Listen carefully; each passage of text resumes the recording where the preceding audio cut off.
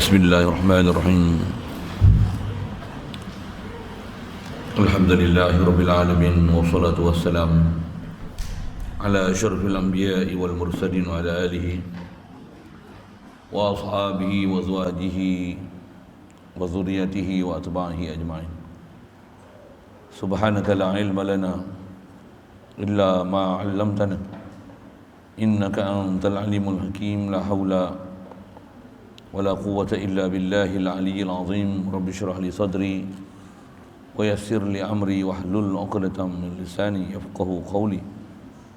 Allahumma iftah 'alaina bi futuhil 'arifin bika. Allahumma ja'alna min alladhina yastami'una al-qawla fayattabi'una ahsana. Allahumma 'allimna bima jahilna wanfa'na bima 'allamtana wa zidna 'ilman nafi'an ya rabbal alamin. Rabbi a'udzubika min hamazati syayatin wa a'udzubika rabbi an yahdurun. U'idzu nafsi billahil aliyyil azim. Bismillahi ma sya'allah la yasuqul khaira illallah. Bismillahi ma sya'allah la yasrifus su'a illallah. Bismillahi ma sya'allah ma kana min ni'matin fa min Allah. Bismillahi ma sya'allah la haula wa la quwwata illa billah. Wa ba'du.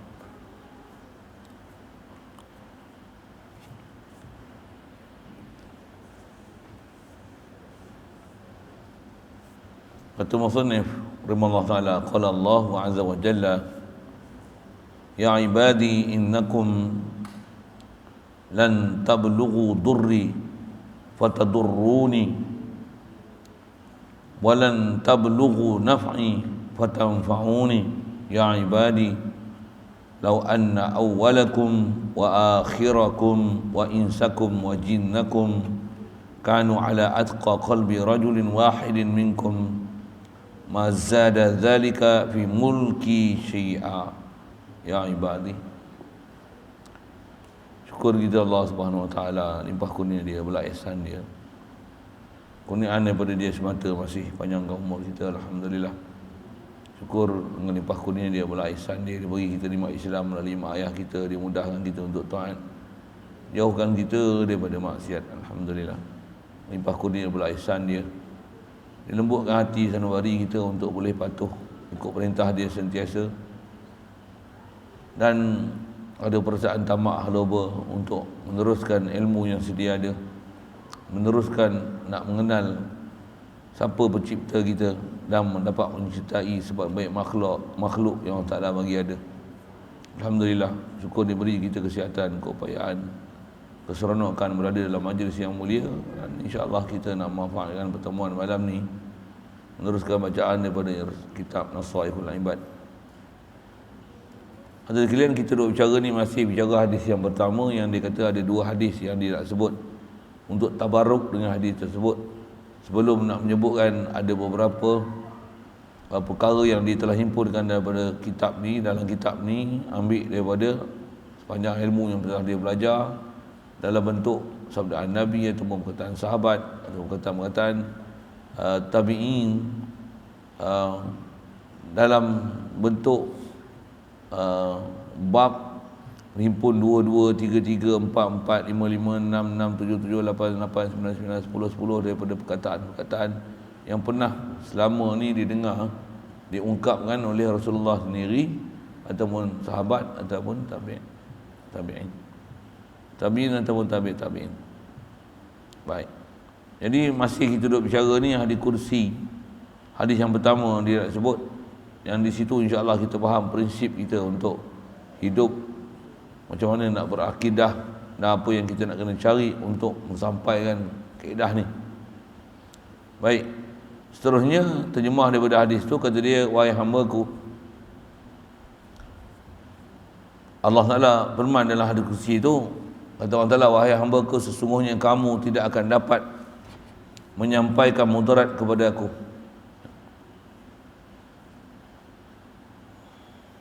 maka kamu memudaratkan Aku.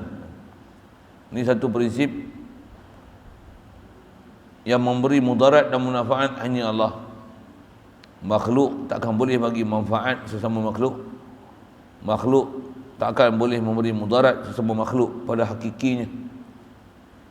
Walau bagaimanapun di atas sunnah Allah Ta'ala cipta alam, peraturan dia buat ni, ada proses sabab musabab yang dengan itu yang kita nampak adalah proses sabab musabab hingga tenggelam melihat siapa musabbibul asbab.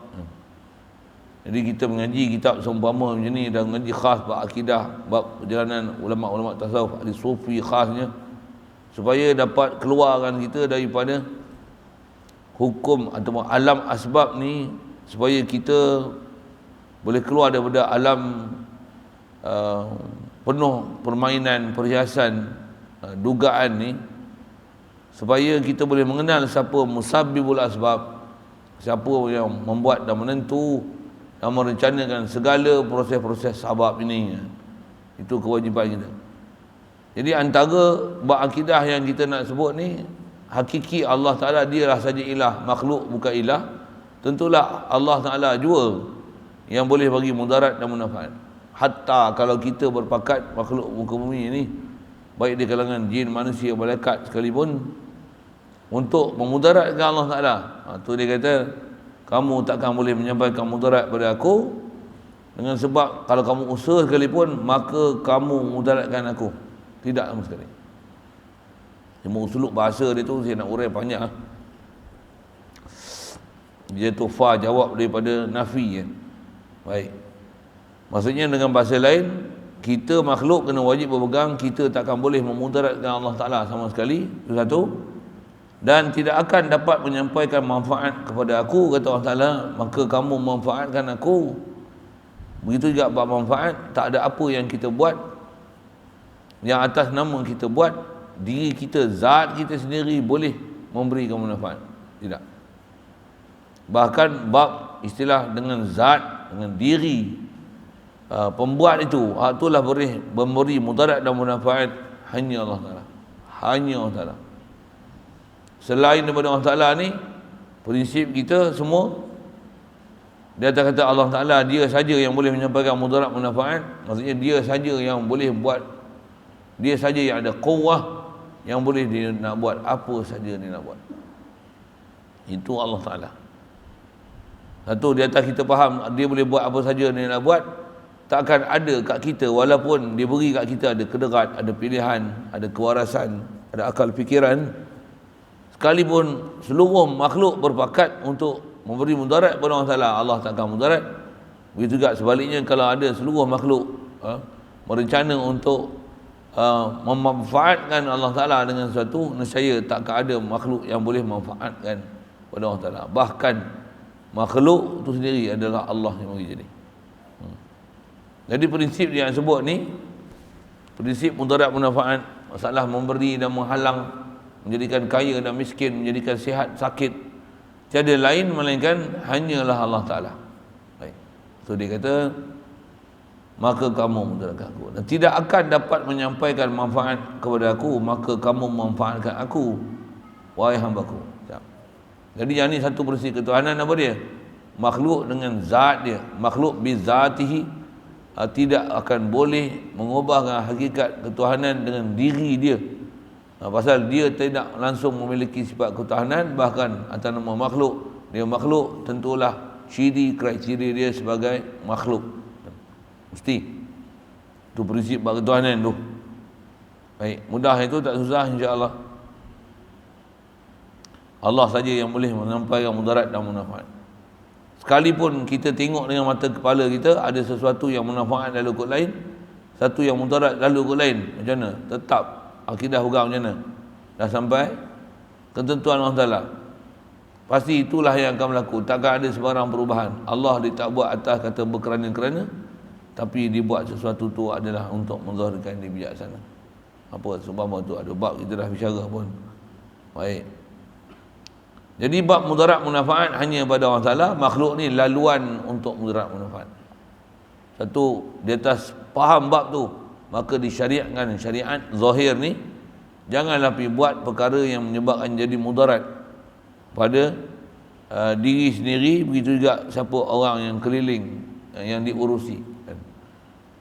Jangan buat apa-apa sabab untuk boleh memberikan mudarat, dan carilah sebanyak mungkin apa yang boleh memberikan manfaat. Itu bab taklif yang ada sikit sebanyak kita pernah belajar bab ketuhanan dalam bab tu.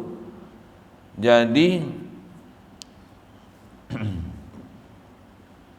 Dalam bab memberi mudarat ni memang hakiki Allah Ta'ala, cuma dekat kita wajib kita cari sahabat rahmat, wajib hindarkan sahabat bala, wajib cari sahabat untuk dapat kurnia, wajib hindarkan diri daripada apa sebab menyebabkan murka. Mesti prinsip kita macam tu. Siap.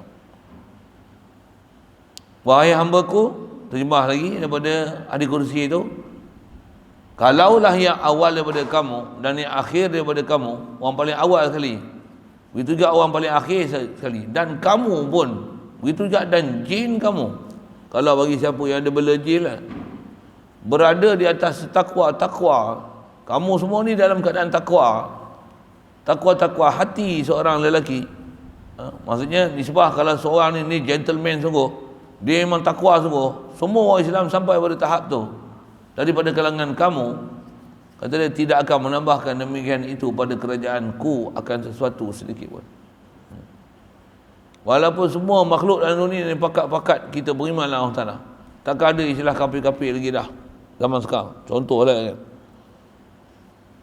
sekalipun buat pakat macam tu, nisbah manusia tidak akan boleh manfaat namun memudaratkan pada Allah Ta'ala sama sekali. Walaupun kita duk pakat buat macam-macam dengan elok, kita buat pakat macam-macam, bukan dengan pakatan kita menyebabkan Allah buat tindakan. Subhanallah, bukan macam tu faham dia. Bahkan kita duk pakat-pakat nak buat sesuatu pun, tu pun adalah Allah yang ilhamkan kita untuk kita buat pakat. Kita tak nak fikir nak buat pakat macam tu, Allah yang ilhamkan kita untuk buat pakatan tersebut. Boleh kot dengan bahasa kita kan. Bahkan semua bab yang kita beriman dengan qada baik buruk semua datang daripada Allah Ta'ala. Dan kewajipan kita olahkan apa yang nama baik supaya atas nama syukur, olahkan apa yang nama benda bala buruk tu, pastikan boleh sabar. Dan di atas prinsip sabar tu, dalam masa yang sama hindarkan apa-apa boleh menyebabkan tambah murkanya Allah Ta'ala di atas kita. Jelas tu rasanya, insya-Allah. Tu yang dia kata, kalau ada di kalangan manusia ni orang paling takwa sekalipun, dan semua makhluk keliling dia takwa semua, tak menambahkan kerajaan Allah Ta'ala sedikit pun dari sudut kemuliaannya, tidak tambah sedikit pun. Wahai hamba-Ku, kalaulah bahawa ada yang awal daripada kamu dan yang akhir daripada kamu, dan manusia kamu dan jin kamu di atas yang paling jahat daripada hati seseorang daripada kamu. Maksudnya semua ni pakat-pakat untuk buat jahat,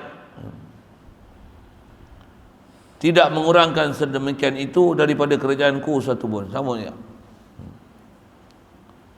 Jadi nisbah nak buat baik juga, Allah Ta'ala tak ambil manfaedah di atas apa yang kita rencana untuk buat baik.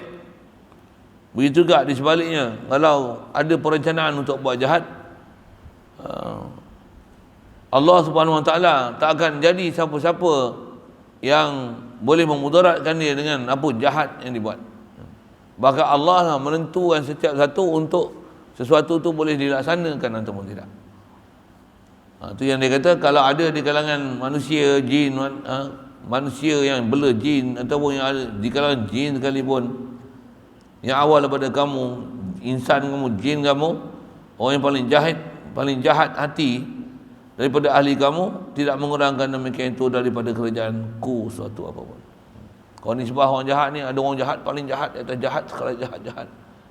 Sekalipun itu, Allah Ta'ala ni tak sikit pun beri mudarat pada dia, tak ada asar pada dia sedikit pun. Sekalipun manusia taat, tu tak bertambah megah dia tentang makhluk yang dibuat untuk boleh taat. Dan di sebaliknya,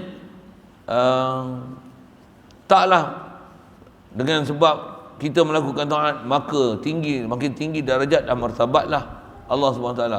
Subhanallah, subhanallah. Tak betul sama sekali. Baik. Mudahnya tu, insya-Allah faham. Wahai hamba-Ku, kalaulah yang awal daripada kamu. Ya. Kalaulah yang awal daripada kamu dan yang akhir daripada kamu, dan manusia kamu dan jin kamu berdiri atas satu tanah tinggi lalu memohon dari aku. Orang paling takwa ni di kalangan orang lelaki ni, panggil dia wakil, memohon pada Allah Ta'ala sesuatu.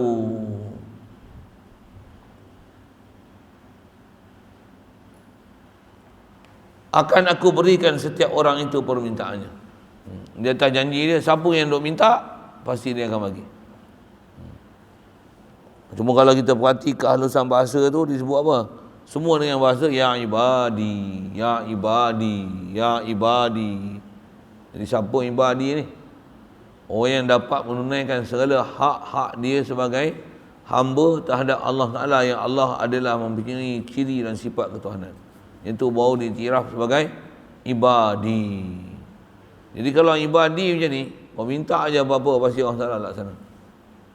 Allah Ta'ala istilahnya dia tak akan mengecewakan apa-apa yang dibuat oleh orang yang beriman dan beramal saleh. Itu prinsip tu.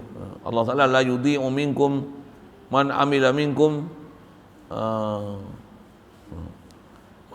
man amila minkum. Allah Ta'ala dia tak akan sia-siakan siapa yang beramal di kalangan kamu dengan amalan yang soleh, sekalipun baik lelaki min zakarin wa unsa tu.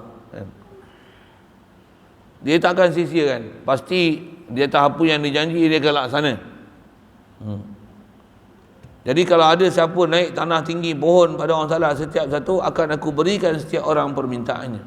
Siapa yang pasti dia akan berkenan ni? Orang yang dapat martabat ya ibadi. Satu, kita kena belajar macam mana nak betul-betul presentation kita sebagai hamba. Hamba ni dia bila-bila pun hamba, dia tak perlu untuk diajar dan fahamkan dia adalah hamba, bahkan dia memang merasakan dia hamba. Tu hamba. Dan dia tak hamba, dia sedar dia hamba, dia tak akan membuat apa-apa sesuatu sesuka dia, bahkan dia mesti akan rujuk kepada siapa pemilik dia. Tu hamba. Jadi nak jadi hamba bukan senang. Antara yang Allah Ta'ala sendiri iktiraf yang ni adalah martabat hamba Allah Ta'ala, orang yang pernah Allah Ta'ala mention dengan dalam Quran, siapa dia? Itulah antaranya Nabi kita Muhammad sallallahu alaihi wasallam. Dia. Macam mana contoh dalam kisah Isra Mi'raj tu? Subhanallazi asra bi'abdihi. Untuk hak Rasulullah. Maha suci Allah Ta'ala telah memperjalankan hamba dia Rasulullah tu dengan apa? Peribadi dan akhlak, ketinggian akhlak peribadi dia. Allah Ta'ala iktiraf dia, inilah hamba tu. Begitu juga ada beberapa yang lain yang mengiktiraf ada Nabi-Nabi dan Rasul, bahkan ramai lagi orang-orang yang Allah Ta'ala bagi syarat, kata dia, orang yang duduk martabat ibadi ini selamat. Inna ibadi laisa laka alaihim sultan. Orang yang jadi martabat ibadi di kalangan Allah Ta'ala, siapa dia? Nabi-Nabi dan Rasul-Rasul. Orang ni iblis takkan ada apa-apa ruang untuk mengganggu, gugat mereka, untuk pesongkan mereka supaya boleh ikut jalan syaitan. Tidak sama sekali.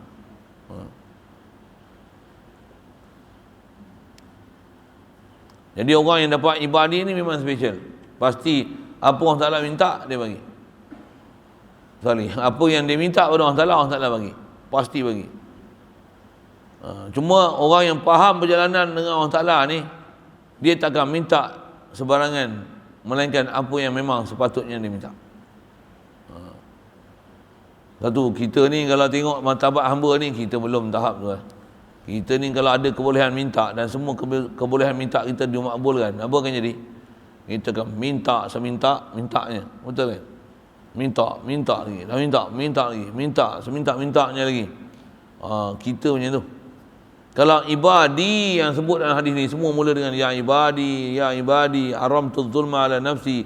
Ya ibadi, ya ibadi, ya ibadi, ya ibadi, ya ibadi. Jaga elok-elok lah. Pasal semua yang Allah Ta'ala panggil itu adalah orang yang beriman, yang dah duduk status hamba. Kalau kita perhati tu, kita ni baru nak bertatih, baru nak apa? Nak belajar, nak menyerap, nak apa? Nyusul ke depan, nak tarik dada untuk belajar bab ketuhanan, supaya dengan itu kita faham bagaimana perjalanan untuk boleh arif dengan Allah Ta'ala, boleh tauhid dengan Allah Ta'ala, boleh merasakan kehambaan diri dan menzahirkan rasa hamba pada Allah Ta'ala. Yang apa prinsip hamba ni? Merasakan kita tak ada pemilikan apa-apa, harta benda kita pun Allah, semua Allah Ta'ala punya, kita hanya tunaikan amanah untuk mengagih, tidak ada apa-apa yang kat kita berpunya. Itu bab pemilikan, bab kuasa. Aku ni hamba, tak ada daya upaya, melainkan Allah lah yang bagi aku daya upaya. Tu baru istilahnya menzahirkan hamba pada Allah Taala. Jadi peranan kita untuk duduk atas muka bumi ni, kerja paling besar kita apa? Zahirkan kehambaan diri pada Allah Taala. Kalau kita semak tengok, kita ni memang dah boleh menzahirkan kehambaan diri pada Allah Taala ke? Semak tahu. Kalau apa pun tak ada, maksudnya belum lagi lah kita. Kalau sebenarnya takat semayang puasa yang ghalib orang buat, puasa Ramadan semayang 5 waktu, yang tu atas kata, yang tu dah cukup untuk menjadikan hamba. Jauh lagi lah, bukanlah. Pasal tu dalam konteks hamba ni, kita mesti faham hamba betul-betul mengikut kaedah syariat. Yang dalam syariat kita masih ada lagi sistem hamba tu, sistem perhambaan. Kalau cukup terms and condition dia masih dibenarkan dalam syariat kita. Siapa dia hamba ni? Hamba ni, kalau kita lah beli hamba tu macam mana? Hamba tu adalah harta kita. Dia tu hamba, dia tak apa kita suruh dia kena buat. Bahkan dia tak ada milik apa-apa. Dia tu martabat dia macam lembu, kambing dan lembu dari sudut. Dia tak boleh buat keputusan di atas diri dia. Bahkan tuan dia lah. Kalau kita tuan tu, kita lah menentukan apa dia nak buat. Itu hamba. Bahkan kambing lembu tak macam tu. Kambing lembu walaupun kita milik, kita suruh buat apa, bukan dia buat. Tapi hamba Allah Ta'ala ni macam mana? Walaupun orang salah tak suruh buat lagi benda tu. Kalau dia betul-betul hamba, dia akan gunakan seluruh peluang yang ada pada dia untuk taat setaat-taatnya pada orang Ta'ala. Tu hamba. Orang macam ni orang Ta'ala panggil ya ibadi, ya ibadi, ya ibadi, ya ibadi. Jadi muka malu lah sikit kita ni. Kita tak duduk tempat tu. Satu kalau ibadi ni kau minta je. Sekali lagi nak sebut. Walaupun dengan isyarat kita duk bercara bab ni apa dia?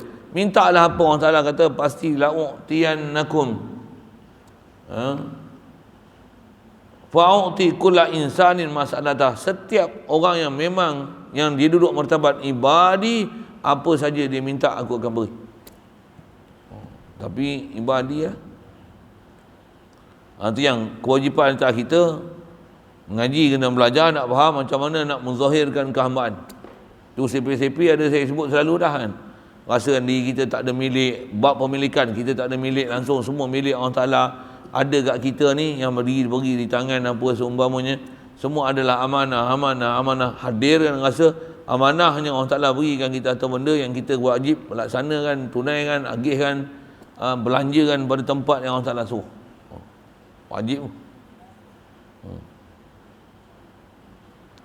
Jadi rasakan kehambaan dari sudut tak mana? Tu tak ada milik. Buat kederat pula. Rasakan memang kita ni tak ada daya upaya, melainkan Allah yang beri. Ada benda kerana kita nak buat tapi tak boleh hasil lagi. Jadi tiada apa yang kita boleh buat ni, melainkan semua adalah daya upaya yang datang daripada Allah Ta'ala. La haula wala quwwata illa billah.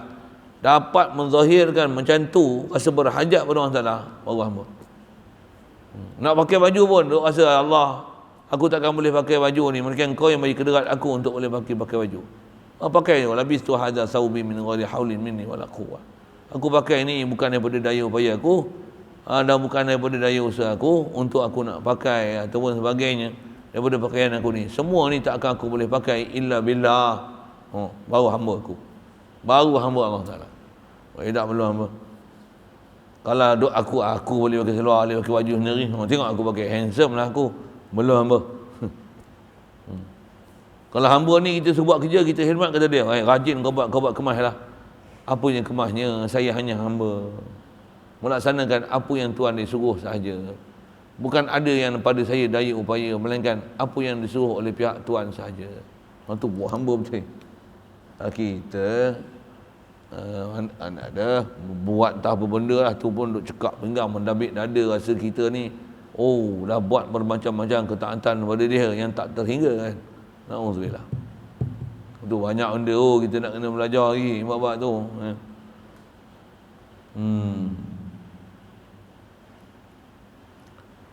Dan bila Allah Ta'ala beri demikian tu, tidak mengurangkan daripada apa yang ada di sisiku, melainkan seperti mana jarum jahit mengurangkan apabila ia dimasukkan ke dalam lautan. Bila kita minta Allah Ta'ala bagi, orang yang martabat ibadi ni bila Allah Ta'ala bagi, sedikit pun tak mengurangkan khazanah yang ada pada Allah Ta'ala. Nisbah dia nak beri tu. Taklah Allah Ta'ala beri makin lama makin habis, makin habis. Subhanallah, bukan macam tu rupanya. Untuk apa? Allah Ta'ala beri. Tak ajak sikit pun. Misal ta'akul, memudahkan kita untuk faham. Ya Allah Ta'ala ni dia tak hajat pada makhluk sama sekali. Macam mana?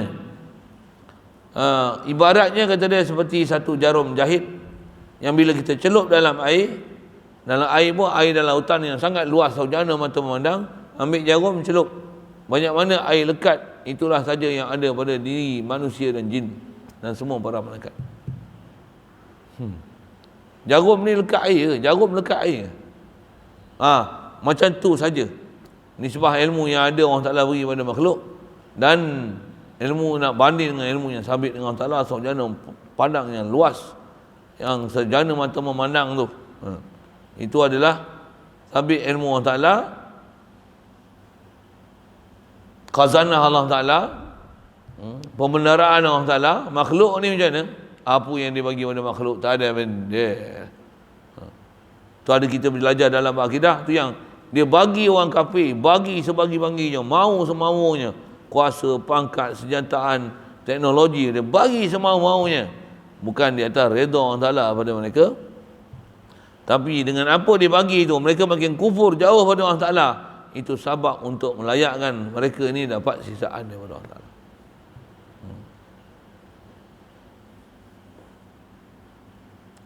Satu nisbah khazanah Allah Ta'ala tak beri mudarat sikit pun. Satu, kita kalau nisbah nak mintalah pada orang yang tidak akan mengurangkan sedikit apapun khazanah yang ada pada dia. Minta Allah. Itu lapar, minta ya Allah, ya Allah, aku lapar, kau lah yang menggunakan makan aku. Saya sebut semalam tak, takkan jatuh daripada langit kedemuk.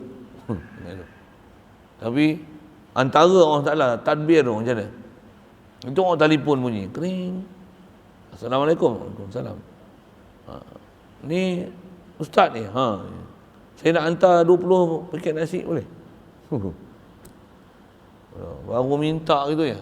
Ada orang telefon dah, bukan 2 paket, bukan 2 bungkus, apa? 20 bungkus. Tu dia. La ilaha illallah, antar razaq. Bukan kita boleh makan, anak bini, orang jiran, tetangga makan cirit pula. Siapa? Oh, macam tu dia bagi. La ilaha illallah. Memang macam ni pengurusan Allah Ta'ala. Yang ni lah juga kita belajar tauhid, belajar pandang apa yang ada kat kita ni, yang kita dapat ni bukan daripada kita. Sebab kalau kita doa dan meminta, semua daripada Allah Ta'ala belaka, cuma laluan dia melalui apa yang ada sekeliling kita. Tu saya sebut, itu pun saya pernah sebut kan. Saya duduk sini ni, pegang amanah ni, semua benda ni saya boleh tengok semua depan mata kepala saya, sebiji-sebiji. Tadi satu hal tadi kan, 40 orang lebih kan. Sama tak? Itu bagi duit seketul, ni pun bagi duit seketul tak? Lembu. Yang dia bagi tu disebut dengan angka macam tu. Lepas tu belakang tu salam-salam ada yang tertinggal, yang tak ada nak bagi kat ustaz tu, yang ketua dia orang nak bawa tu. Ni bau kedemuk, boleh buat 3 biji pondok berkembar lagi dia bagi tu. Kita minta itu dekat sebulan je lah kan, cukup tu kan? Nak buat 3 biji pondok berkembar ni, mari sehari sekejap je, kelip mata je, gelembung 3 biji pondok lagi. Mana tu? La haula wala quwwata illa billah. Tak ada apa kita. Memang kita minta. Allah Ta'ala dia tak mari kedebuk jatuh dari langit tu, tapi kedebuk mari ikut orang. Yang dia pun ada orang yang dia tak pernah kenal, ada orang ni tak pernah jumpa dia pun. yang bawa tu. Jumpa online, jumpa online lah. Jumpa online, mengaji online lah. Tu pun daripada sana kutip. Tu pun semua kata dia, semua dekat ada 200 orang lebih yang duk follow dia. Yang tu berapa orang? Baru 1/4, 1/5 je. Gelembuk mari mai. Ada syarah hak ni lah, semua orang pun jawab, semua orang kerja kerajaan, pangkat semua. Ada engineer, ada hak ni. Jadi nak cerita apa ni? Kalau kita minta dengan makhluk, bahkan kalau syair-syair masyhur sebut para ulama, wasiat kat kita ni, kalau nak minta janganlah minta kat makhluk. Siapa? Walaupun kita minta benda yang paling lekeh ada kat dia sekalipun, tapi kalau dok minta, dia akan benci dan tak suka dengan kita. Kalau saya ngaji arwah Fatih tu, dia selalu sebut gini, kita duduk tepi sungai, kita duduk tepi sungai, bukan sungai kita, tapi orang nak ambil air sungai lalu depan rumah kita. Hari-hari ada orang nak ambil air sungai, duk assalamualaikum, waalaikumsalam, nak ambil air sungai sikit. Bukan hak kita apa sungai tu. Tapi duk assalamualaikum, nak minta air sungai sikit. Kita tengok, mari dah duk minta air sungai tu. Bukan air sungai kita pun. Ya, minta kat makhluk. Yang tu yang bukan dia punya. Bukan dia punya. Itu minta air sungai. Minta pasir tu apa duk tepi sungai. Ke pasir tu, duk angkut pasir.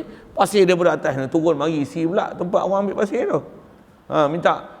Ni nak minta pasir sikit lah kat sungai ni. Baiklah, bukan pasir kita pun. Mu cedok tu mari lain. Tapi kalau hari-hari dia minta assalamualaikum, ambil pasir sikit, kita tengok ya, muka minta pasir tu. Padahal bukan kita punya tu. Minta kat makhluk macam tu. Tambah duk minta derma, minta sikit pertolongan boleh. Bantu kami anak-anak yatim piatu. Duk minta derma dah lah tu. Satu saya ngaji arwah Fatih tu, saya tak pernah dengar minta keluar daripada mulut dia minta derma. Kita pun sekali lagi ke depan ni tak usah dah minta apa pula dia. Bukan apa, stres kan. Ni kita bagi iklan kan. Nak buat pondok gini. Sepatutnya macam mana? Ya, buat kerja kita. Nanti orang Ta'ala hantar lagi besar, yang kita lagi tak sangka. Syarat dia apa? Takwa. Jamin Allah Ta'ala pun kata apa? Wa man yattaqillah yaj'al lahu makhraja. Lagi apa? Wa yarzuquhu min haitsu la yahtasib. Memang ada benda kita tak pernah sangka, tak pernah fikir. Ni kita dah buat pondok ni baru dah fikir macam mana ni. Hari tu dah rancang dah nak buat tu. Dah lama lah, setahun lebih tak fikir pun. Nak sambung hak belakang tu. Mari ni fikir dia, nak sambung dari belakang ni. Fikir plup, mari. Fikir gelembung, mari. Tu pun belakang tu duk tolak dulu, tanah duk lembek, tak fikir lah nak buat. Pasal apa? Tanah pun duk lembek lagi. Yang potong tu tak berkeras, yang tambun tu lembek lagi. Tak fikir nak buat lagi. Kita nak buat apa balik, baru fikir gelembung. Orang main tanya lah, ni macam mana Ustaz, bila nak buat pondok perempuan? Bila agak-agak nak diri? Tu pun duk diri, kita kata tukang tak ada ni. Orang tu lah tukang tu lah dia buat rumah saya, orang tu lah tukang tu dia buat bawah. Kalau buat parit tu pun tukang tu lah juga. Ustaz delay ni. Tak apa, nanti ada tukang tu Ustaz. Tadi pun ada dah, dia sebut dah. Saya tukang Ustaz. Dia nak mari bila tak tahu. Baru ni pun ada daripada KL juga. Dia dah pencen kerja apa dah. Sebab COVID tu dia berhenti kerja. Dia kata, saya pun tukang Ustaz. Esok mari tukang mau 10 orang mari kot. Tak tahu lah, saya tak tahu. Kita pun sebut gitulah kan. Nak kata ya panggil sangat pun tak je. Dan dia mari datang tu bukan dia nak minta gaji. Dia kata, saya nak main duduk sini, duduk sebulan ke khidmat. Itulah yang saya boleh tolong Ustaz. Saya memang tukang kayu boleh, simen boleh. Saya kata alhamdulillah. Sebut itu je lah. Yang penting apa? Kita buat kerja kita. Jadi nak sebut apa? Minta, jangan minta kat makhluk. Minta kat Allah Ta'ala. Saya tu yang saya ngaji Pak Tis serupa, saya duduk dengan Datuk serupa, gigi India pun serupa apa dia. Syekh tu, dia tanah dia, kita baru 5 ekar kan. Dia berapa? 100 ekar. Beli pula tu 100 ekar dengan harga yang sangat murah. Tanah tu orang tak nak. Beli dengan harga yang sangat murah. Bila dia dapat, orang Ta'ala ilhamkan dia nak buat macam ni. Dia jadi satu sumber untuk buat pembangunan pula dalam kawasan tu. Pula. Dan orang berebut-rebut nak pergi beli pula tanah dia. Pula.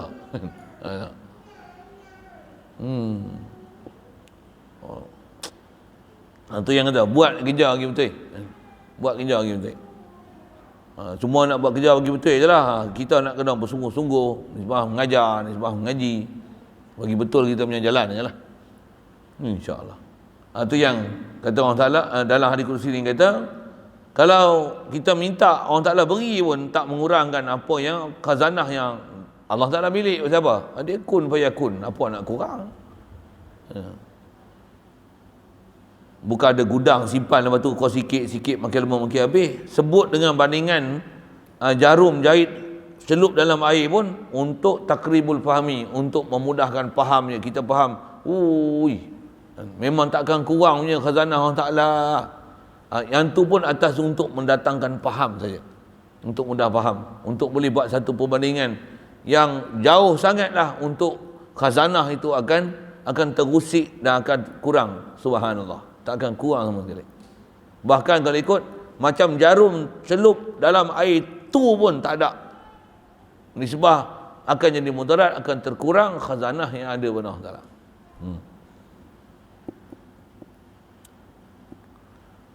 Lagi, wahai hamba-Ku, hanya amalan kamu yang aku kirakan buat kamu, kemudian aku sempurnakan buat kamu balasannya. Maka siapa yang mendapat kebaikan, maka pujilah Allah Ta'ala. Dan siapa mendapat selain daripada itu, maka janganlah ia mencela melainkan dirinya. Satu lagi prinsip dalam bab hubungan ketuhanan ni. Apa dia? Dia kata, amalan kamu, innama hiya amalukum uhsiha lakum thumma ufikum iyaha. Kata dia, amalan kamu yang kamu buat, yang kamu duk kira-kira, duk buat amalan kamu ni, puasa lah, sedekah lah, wakaf ni, bila kamu buat ni, kata Allah Ta'ala, akulah yang sempurnakan buat kamu balasannya. Balasan tu Allah yang sediakan. Bahkan kita nak buat tu pun Allah yang ilhamkan kita. Dia yang akalkan kat kita, dia yang lintaskan dalam hati kita, hati sanubari kita. Dia yang cenderungkan hati kita untuk buat kebajikan tu. Kita apa? Tak ada apa. Kita ni hanya menzahirkan apa kehendak dia yang menentu kat kita. Apa yang berlaku kat kita tiada lain melainkan semua ketentuan Allah Ta'ala berlaku. Lepas tu dia bagi pula kita buat dengan sempurna. Tak kita buat dengan sempurna pun dengan limpah kurnia dia limpah kurnia lagi, dia bagi balasan di atas apa yang dia tentukan kebajikan tu kat kita.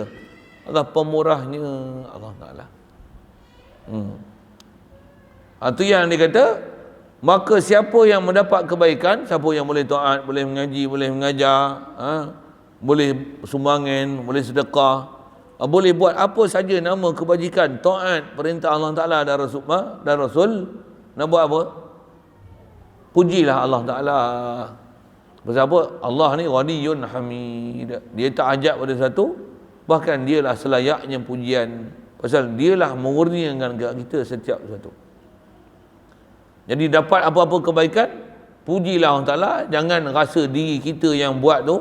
Bahkan hadirkan Allah lah yang taufik hidayatkan aku.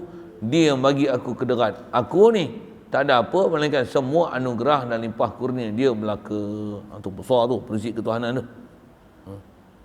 Buat saja apa kerja, boleh buat taat, boleh patuh perintah Allah Ta'ala, la haula wala quwwata illa billah. Kalau istilah Arab dia, ubarri'u min nafsi min hauli wa quwwati. Aku lepaskan diri aku ni daripada rasa daya upaya aku untuk buat taat dan daya upaya aku untuk boleh tinggal maksiat. Bukan daripada aku, bahkan hadza min fadli rabbi. Ini adalah limpah kurnia Allah Ta'ala beri pada aku. Itu prinsip kita. Sentiasa hadir dengan itu. Quran pun bagi isyarat macam mana? Qul bi fadlillahi wa bi rahmatihi fa bidzalika falyafrahu. Allah Ta'ala perintahkan, wahai Muhammad, bagi tahu elok-elok dekat umat kamu ni, bi fadlillah wa rahmatihi, dengan semata-mata limpah kurnia dan rahmat Allah Ta'ala lah. Fa bidzalika falyafrahu, dengan itulah kita nak seronok. Seronok bukan seronok kita boleh buat taat, tapi seronoklah Allah yang menjadikan kita taat. Itu yang saya sebut selalu dengan bahasa pasal saya ngaji dulu untuk guru kata itu, kita ni jangan seronok dengan nikmat, tapi seronoklah Allah yang memberi kita nikmat. Itu yang kalau seronok dengan nikmat, orang bagi apa tu? Sandwich. Ingat bagi sebekas, 100 bekas dia bagi. Contoh bagi angka tu, macam muntah hijau kita makan. Kita buat jamu kuih 3-4 jenis. Mari 7-8 jenis. Yang kita punya satu hal, tengok mana menu pisang ni. Aku tak order pisang pun ada pisang. Kita tak order nasi impit pun ada nasi impit. Kita tak order kuah kacang, ada kuah kacang. Kita tak order rendang, ada rendang. Boleh. Mai mana ni? Kita tak order sandwich, ada sandwich. Ingatkan sebungkus. Muntah hijau kan. Apa cerita? Jadi bukan seronok dengan nikmat. Kalau seronok dengan nikmat, kawai seorang 10 bungkus buat balik, 2 buah katil, simpan bawah meja, sehari ataupun terlarah. Makanlah kau. Kau nak bulak lagi, buta perut mengaji boleh tak? Tak, bukan seronok dengan tu. Macam mana? La ilaha illallah. Jadi kat madrasah kita ni, madrasah tauhid. Madrasah untuk ma'rifatullah, madrasah untuk tauhid dengan Allah Ta'ala. Madrasah yang apa saja kita nikmat, pandanglah Allah yang beri. Alhamdulillah. Kita baru candang buat 2 pondok, dah datang buat 3 pondok. Marilah 3 pondok lagi. Itu yang kita tengok 3 pondok lagi. Lain tu makan minum tu. Kita baru belanja sikit makan minum. Tu mari pula. Ikan patin, ikan jelawat. Pergi cedok je kat kolam. Sampai kita pun tak larat nak pergi cedok tu. Pasal apa? Tak lagi memerah makan daripada memerah makan. Baik kita bagi kat budak pondok. Sampai macam tu. Kita tak nak fikir itu. Kita nak minta segan. Tuan dia bagi. Ambil Bahkan kalau taknya, awak tak main ambil. Kena marah lagi. Main. La haula wala quwwata illa billah. Tapi bagi jalan betul ya. Ini jalan betul ya. Jangan dalam tu duk curi-curi cari benda lain. Kalau ada makna tu, jaga.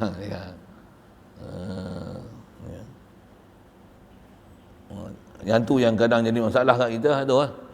Dia ada benda yang tak tulus kita buat tu. Ada benda telunjuk lurus tapi kelingking berkait. Tu kan. Dia ada makna tu kan. Saya sebut ni sebab kita lah kan. Sebab kita ni. Baik. Jadi Allah yang ilhamkan kita untuk kebajikan, lepas tu dia bagi kita kederat buat kebajikan, lepas tu dia balas kita kebajikan yang dia ilhamkan kat kita.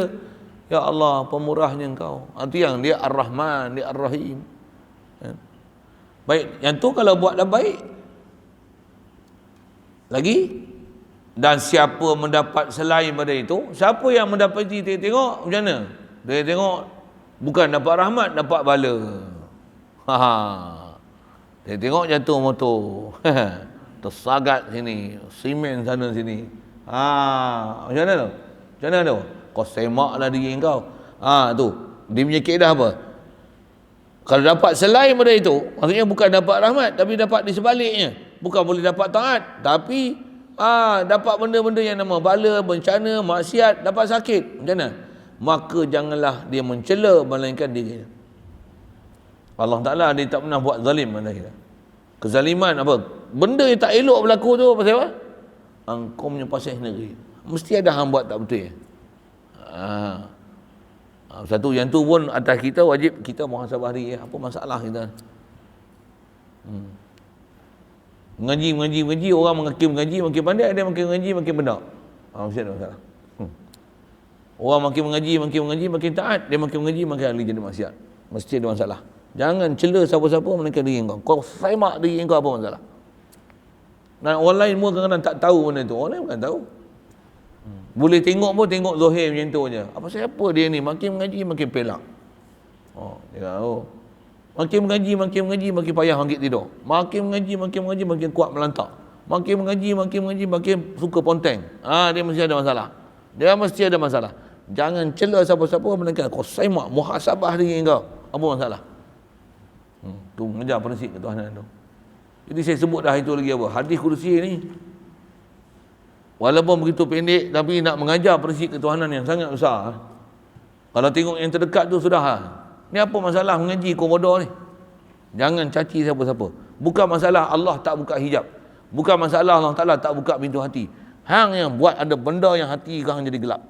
Mestinya. Itu yang nak cerita apa? Kalau dapat bencana jangan dicaci, cela melainkan fala yalumanna illa nafsah. Jangan caci cela melainkan semak diri kita. Apa masalah kita? Orang makan ubat jadi sikat makin sihat. Engkau makan ubat jadi makan sakit. Apa masalah? Semak diri kau. Ya.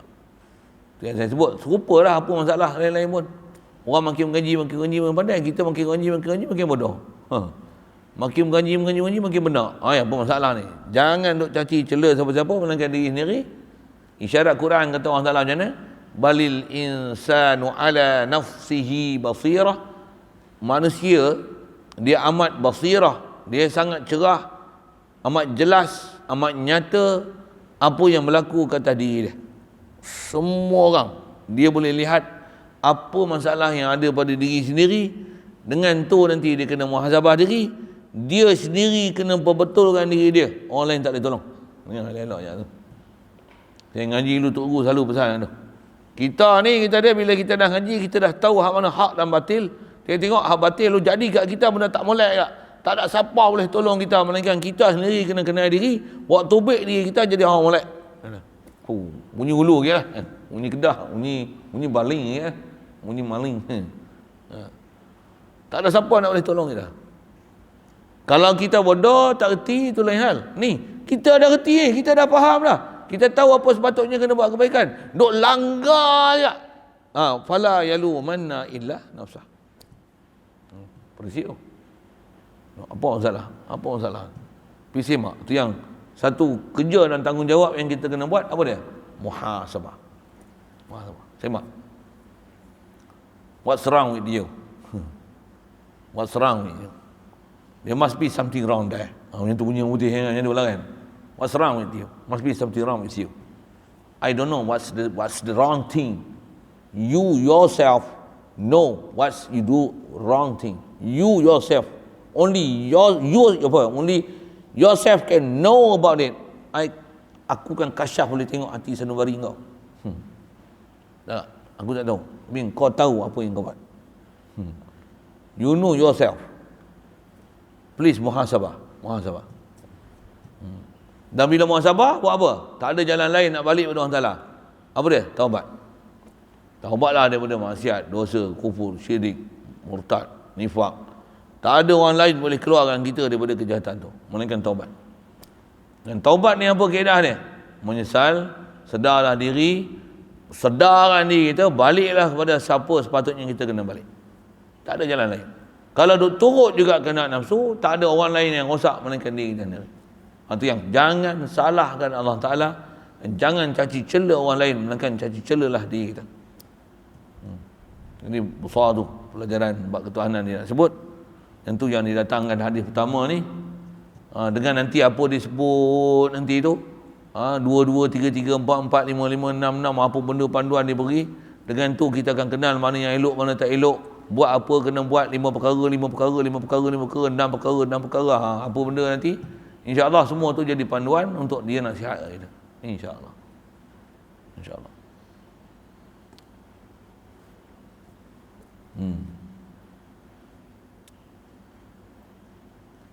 Jadi kena perhati elok tu, ada kerusi tu, panjang tu. Kalau nak keluar tu, boleh buat nota, prinsip 1, prinsip 2, prinsip 3, prinsip 4, prinsip 5, prinsip 6, prinsip 7, prinsip 8. Rasa macam 8. Sebut satu-satu. Allah tak buat zalim, gedebak, bagi makan, bagi minum, buat salah apa, buat dosa.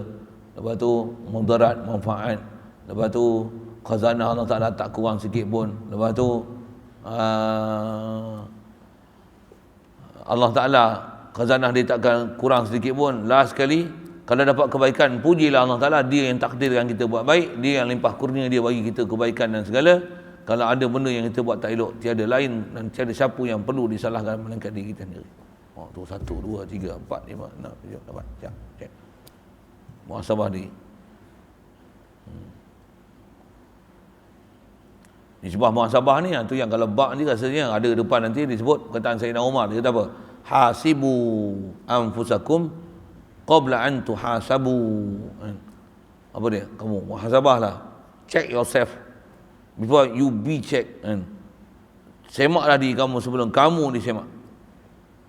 Hisablah diri kamu sebelum diri kamu dihisab. Kalau disebut sembahyang, sembahyanglah sebelum kamu disembahyang kan. Itu kot bahasanya kan.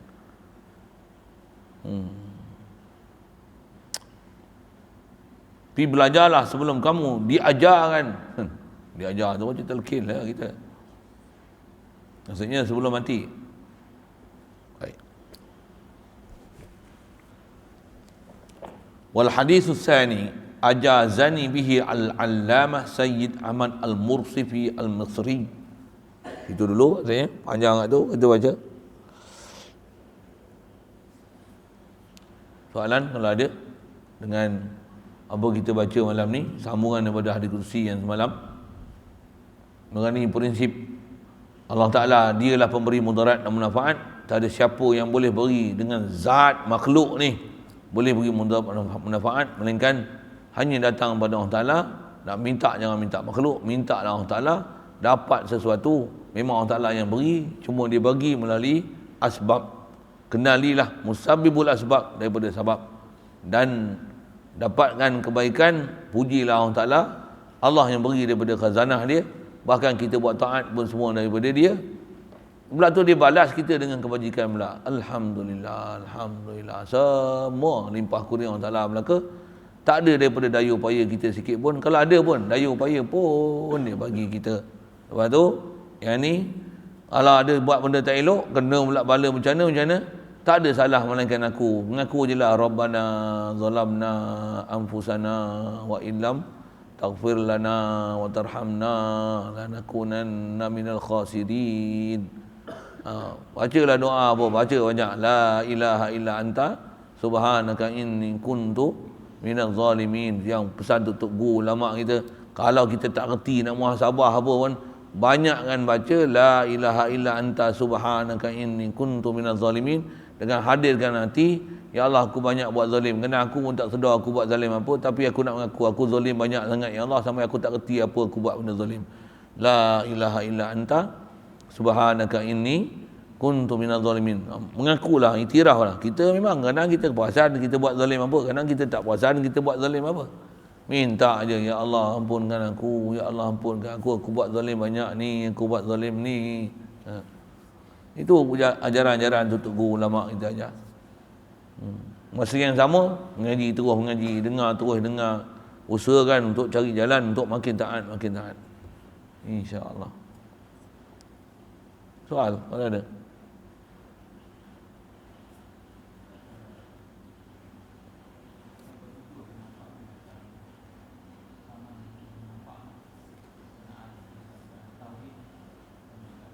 Ya.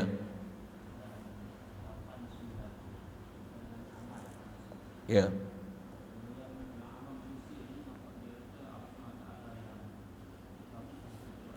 Ya.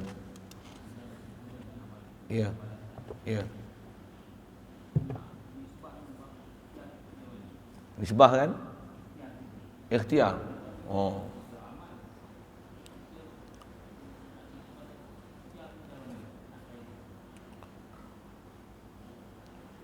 Soalan bertanyakan mengenai kalau kita perhati sekali lalu hadis kursi itu nak menunjukkan memang kat kita ni faham tu macam tak ada apa-apa lah kan.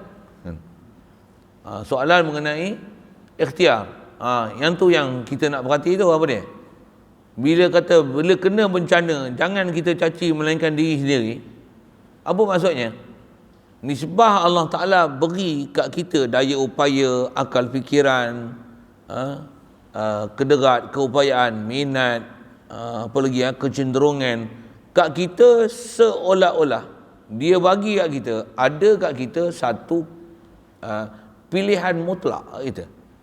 Dari sudut boleh pilih tak? Nak mengaji ke nak tidur? Ada pilihan tak? Nak duduk depan ke nak duduk belakang? Nak menyorok ke tak menyorok? Nak ada kitab ke tak ada kitab? Nak main awal ke nak main lambat? Kan kat kita ada pilihan tak? Betul? Makan boleh pula main awal. Ngaji main lambat. Oi, kalau buat kerja lain main badminton. Oh, main badminton, main bola, oi. Tak payah suruh. Dia yang sedia raket. Tapi bangun tidur jangan kejut. Apa masalah kan? Kat kita kan ada ikhtiar mutlak. Kenapa boleh buat main bersungguh-sungguh? Tak beli raket, beli shuttle, contoh kan, beli bola, hutang pun tak apa. Pergi beli, Shopee, pandai lah. Nak bangun tidur tak pandai. Jadi nak sebut prinsip usaha ikhtiar tu mana? Tentu ada usaha ikhtiar tu. Yang macam mana pun nak sebut. Kalau boleh taat, tak usah pandanglah taat tu kat kita. Siapa? Kita kadang buat taat bukan terus-mana pun. Kalau kita buat taat pun, dalam taat tu pun sebenarnya kita masih hidup lalai lagi. Mengaku je dah, ni semua limpah kurniamu ya Allah. Faham kan kata, kau yang bagi hidayat ke aku bukan ada daya upaya apa pun, takat ni yang aku buat, tu pun terlalu dhaif yang aku buat taat ya Allah. Lekehnya ni layan taat yang aku buat ni, banyak dalam duk taat pun lalai lagi. Mengaku je. Walaupun sebenarnya dalam duk taat tu pun sebenarnya kita boleh fokus lagi. Boleh orang kata apa, luruskan lagi keadaan dan tingkatkan kualiti lagi, boleh lagi. Tapi tak bersungguh, lalai, steam, dia duk fikir, merata macam-macam yang menyebabkan kita punya ibadat tu jadi tak kualiti. Mengaku je lah salah banyak. Kalau boleh taat pun, tak usah pandang lah, ibadat kita terlalu sedikit. Kadang-kadang tambah pula ada mazmumah yang macam-macam yang merosakkan habis semua pahala-pahala amalan. Tak ada pahala apa pun, habis, hancur gitu je. Jadi atas soalan mana prinsip usaha ikhtiar? Usaha ikhtiar dari sudut tu nisbah dia bagi kedekat kat kita ni, dia bagi kita pilihan dengan bahasanya seolah-olah kita ada pilihan mutlak untuk kita pilih apa yang kita nak buat. Nak mari tak mari, nak mari awal ke tak mari, mari lambat ke lambat, kan ada pilihan dengan nak segar ke tak segar, yang ni nak suka tak suka. Jadi betulkan cara hidup kita. Itulah. Yang tu yang usaha ikhtiar tu. Sekali lalu saya jawab soalan tu pasal nak pandang di mana usaha ikhtiar tu kan. Walaupun ada usaha ikhtiar tu, bila diberi yang kita ada kecenderungan, minat, suka kepada usaha ikhtiar, kepada kebajikan, macam mana? Tak usah puji orang lain lah, puji Allah je. Siapa? Kita buat tak mana sangat. Kadang-kadang kita punya niat nak buat kebajikan tu terlalu dhaif, tapi Allah Ta'ala mudahkan kita. Isteri membantu, anak murid membantu, guru membantu, jiran membantu, kawan membantu. Ada orang yang jadi dengan sebab tu membantu kita buat taat. Kalau kita sendiri nak buat taat lah, tak ada ropek kita. Sikit lah saya sebut bahasa gitu kan. Tu yang macam mana? Tak usah pujilah, melainkan Allah yang sebenarnya berikan kita ada kekuatan tu disebabkan ada isteri, ada suami, ada kawan, ada murid, ada guru. Betul kan? Kalau saya pun nampak tak ada agak-agak, saya rajin nak mengajak. Tambah nak ngajak seorang dua, tambah pula yang mengajak tu punyalah lembab. Contohlah agak-agak saya mengajak, tak teringin kau. Balik baik aku tidur, dia jadi itu. Ni pasal apa minat ni? Seronok pasal apa? Pasal ada orang nak ngaji. Jadi kalau kita sendiri macam mana? Tak ada terang mana, malas pun. Tu. Kalau buat kebajikan, pandanglah Allah yang bagi. Tapi kalau tengok jadi benda tak elok, pasal apa hang dia buat pelak itu? Pasal apa yang ni hang minat? Pasal apa? Pasal apa? Tak ada soal orang lain. Semaklah kat diri kita apa yang menyebabkan berlaku ketidaktelusan kehidupan kita dengan Allah Ta'ala tu. Tiada seseorang pun yang boleh dipersalahkan melainkan hanya diri kita sendiri.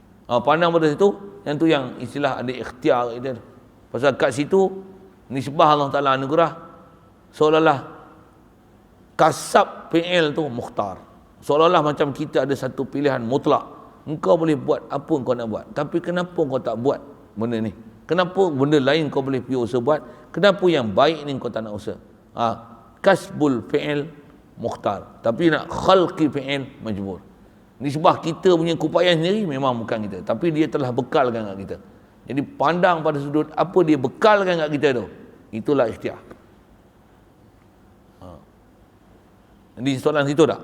Nak tanya, kita punya usaha ikhtiar situ lah. Nisbah kita ada pilihan untuk memilih dan menentu dan membuat keputusan. Isyarat Quran, inna hadainahus sabil. Kami dah tunjuk jalan, ada jalan baik, ada jalan jahat, ada jalan rajin, ada jalan malas. Imma syakiran wa imma kafura. Which path you want to go? The right path or the wrong path? It's up to you. You choose it. You choose it by yourself. I give you permission to you make the choice. Punya putih sikit lah kan. So pilih lah. Kau nak duduk mana? Nak duduk pondok kan? Nak duduk sekolah kebangsaan? Pergi lah. Nak duduk pondok, mari lah. Kau nak duduk depan, nak duduk belakang? Macam tu lah. Macam tu lah. Sekali lalu. Okay, asal saya jawab soalan. Lain?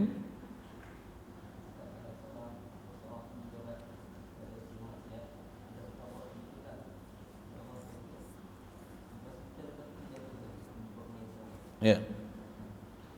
Macam tu macam mana? Soalan tanya, orang yang dah bertaubat, lepas tu balik semula, buat semula dosa. Kaedah dia macam dah kencing berak, cuci elok-elok, berak lagi. Buat apa? Basuh balik. Taubat sekali lagi. Taubat ni dia taklah macam mana ramai orang anggap, bila dah taubat ni takkan jatuh dah semula dalam dosa tu. Nisbah azam dan keinginan memang kena gantung macam tu. Tapi kadang-kadang terlajak juga. Contohlah dengan bahasa gitu kan. Kadang-kadang kalah tak dengan nafsu. Kadang-kadang suasana yang ada tu menyebabkan recall balik buat jahat dulu. Dah lama dah tinggal ni. Tapi contohlah, dah lama tak bau ganja. Habis-habis balik kampung, jumpa geng-geng mat ganja balik. Macam mana? Bau kawan pun, alamak, menyelerakan lah. Lama dah tak ambil ganja ni. Ni geng-geng ganja yang pernah cerita kat saya. Alamak, kena sekali kan bagus ni. Padahal tinggal 40 tahun dah. Boleh patah balik ke? Balik-balik jawab pening. Macam mana? Taubat balik. Taubat balik. Bukan dah batal ke taubat? Hak dulu. Taubat dulu dah ada pahala dulu. Sekarang dah buat salah macam mana? Taubat lain. Macam dah kencing berak, dah istinja, dapat pahala tak? Untuk kencing berak pula ni, cucilah lain.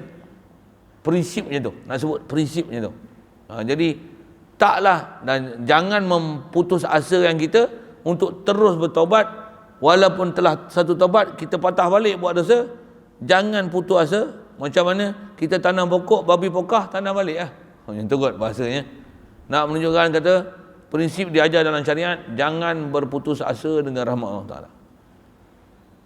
Yang penting dah salah, mengaku salah, baliklah kepada jalan yang betul. Jangan bila dah buat salah ada satu buruk sangka pada Allah Ta'ala. Apa dia? Allah Ta'ala tak akan ampun dah. Siapa? Aku dah taubat, aku langgar balik semula, taubat aku tak diterima. Maksudnya dah kena tipu syaitan. Jadi jangan berputus asa dengan rahmat dia. Wala taqnatu min rahmatillah, innallaha yaghfirudz dzunuba jami'a. Allah Ta'ala pasti mengampunkan dosa walaupun sebesar mana sekalipun.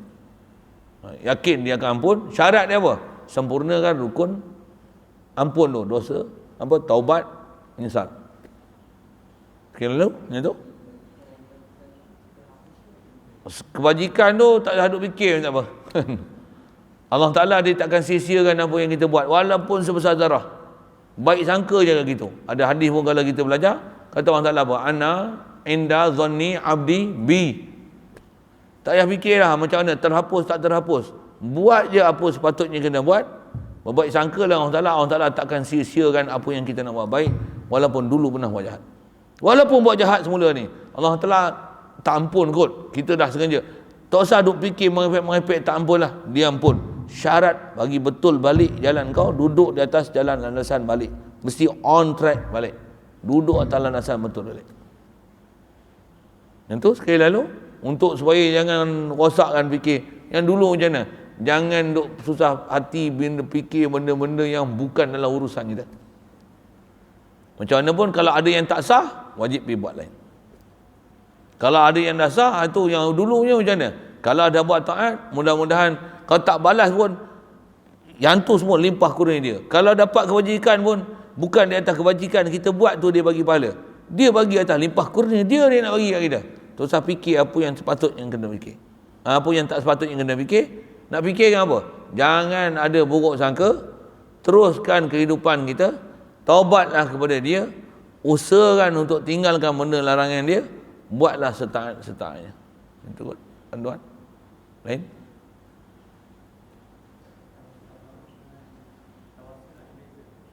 Tawasul dengan tabaruk. Ada beza?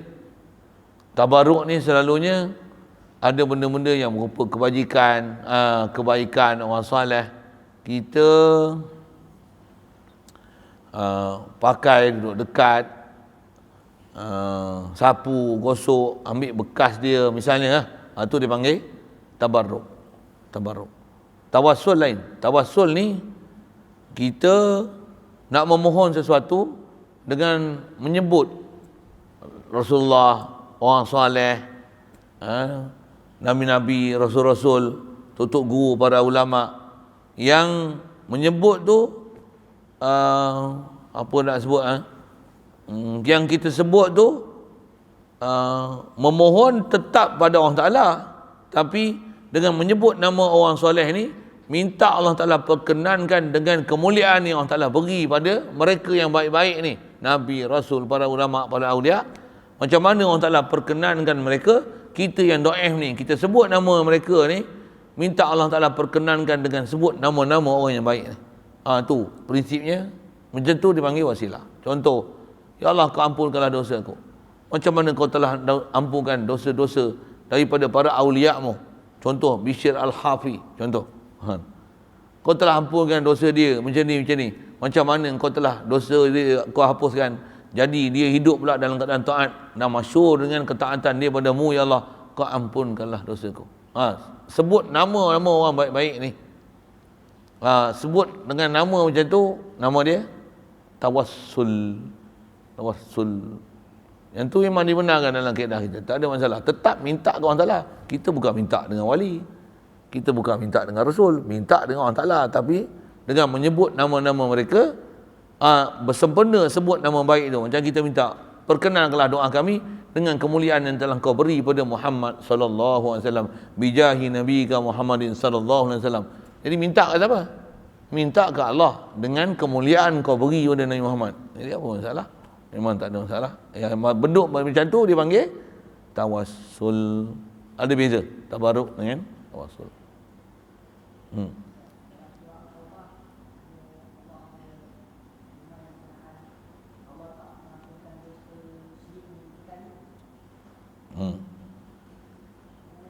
Tak ampun dosa syirik. Innallaha la yaghfiru an yushraka bihi wa yaghfiru ma duna zalika liman yasha. Betul?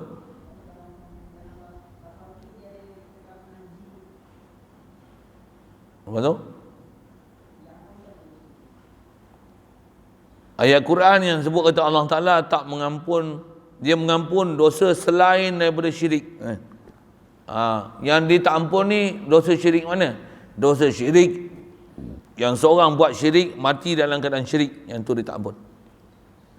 Adapun dia buat syirik, dosa besar macam mana sekalipun, dan bertaubat, balik pada kaedah agama, syahadah lain, betul pengakuan dia dengan Allah Ta'ala dan Rasulullah, mati dalam keadaan beriman, Allah Ta'ala ampun. Jadi yang kata tak ampun tu atas syarahan para ulama, berdasarkan ayat Quran tu, ambil pada hadis yang lain, ayat Quran yang lain, ya Allah kata tak ampun dosa syirik ni, tak ampun dosa syirik yang dengan dia syirik, dia mati di atas syirik tu, yang tu tak ampun. Tak kira syirik pada af'al, syirik pada zat, syirik pada sifat, syirik pada milik. Ada bab syirik yang kalau syirik, ada yang tak ampun kalau mati dengan syirik tu. Cuma ada tafsiran, ada tak ampun tu adakah batal iman terus ataupun batal amal ke, panjang syarahan tu kan. Tapi kalau mati dalam keadaan tak taubat, mati dalam keadaan yang dosa besar macam tu, tambah yang boleh menyebabkan tanggal iman, na'udzubillah, Allah tak akan ampun sama sekali. Kekal abadi kalau dalam bab iman, kalau rosak dalam bab tu, kekal abadi dalam neraka selama-lamanya. Tapi kalau dia pernah buat benda salah menyebabkan jadi syirik apa seumpamanya, syahadah lain, mengucap lain, betulkan perjalanan hidup dia, mati dalam keadaan beriman, innallaha yaghfiru dzunuba jami'a. Jadi masalah jin-jin yang tanya ni apa dia? Untuk apa tu? Ada berkawan dengan jin nama tu kan? Betul? Untuk apa kaitan yang sebut-sebut jin-jin apa ni? Apa dia? Tak ada apa? Kot lah. Kalau kawan dengan jin sekalipun, kahwin dengan jin sekalipun. Yang masalah dia kalau dengan sebab berkawan tu jadi masalah, ada benda jadi syirik, ada benda yang dibuat boleh jatuh iman, boleh jatuh kufur, mati dalam keadaan macam tu, tu masalah. Tapi kalau pernah dulu kan terlibat dengan kawan dengan jin apa gini-gini, buat benda syirik, benda kufur, benda murtad, suruh pijak Quran lah apa dan sebagainya, macam-macam dia buat, Lepas tu macam mana? Tinggal ni, taubat dah, syahadah lain, jumpa guru, taubat, buat baik betul-betul, mati dalam keadaan taubat macam tu. Innallaha yaghfiru dzunuba jami'an. Jadi yang tak ampun tu, semua tempat-tempat dalam Quran dan hadis yang kata Allah Ta'ala tak ampun dosa syirik. Dia dosa syirik yang Allah Ta'ala tak ampun, mati di atas syirik tu, itu tak ampun. Siap. Lain? Dalam hadis ni Allah suruh hamba memohon kepada dia kan. Sedangkan hamba ni dia hidup dia di bawah kereta di atas bawah pemerintahan Allah Ta'ala. Betul. Mana nak tanggung? Yang tu yang istilahnya kasab ikhtiar tu.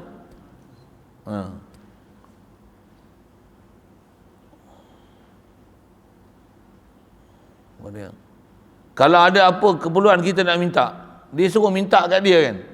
Pasal apa dia suruh minta? Pasal dia taklifkan kita untuk pergi buat sabab.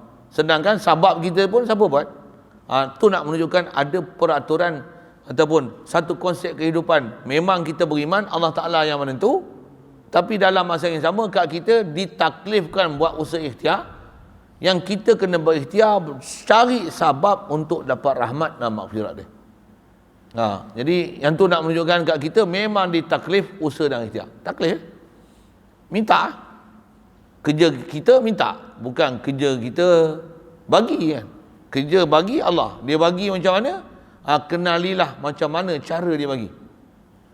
Nampak je bagi, recall balik, aku pernah minta Allah bagi ni, dia bagi ke orang ni, Masya Allah, tak pernah kenal pun, kita minta Allah Ta'ala bagi ke orang ni, Masya Allah, la ilaha illallah. Tu cara untuk recall dapat tauhid. Sekali lalu, yang tu lain. Bismillahirrahmanirrahim.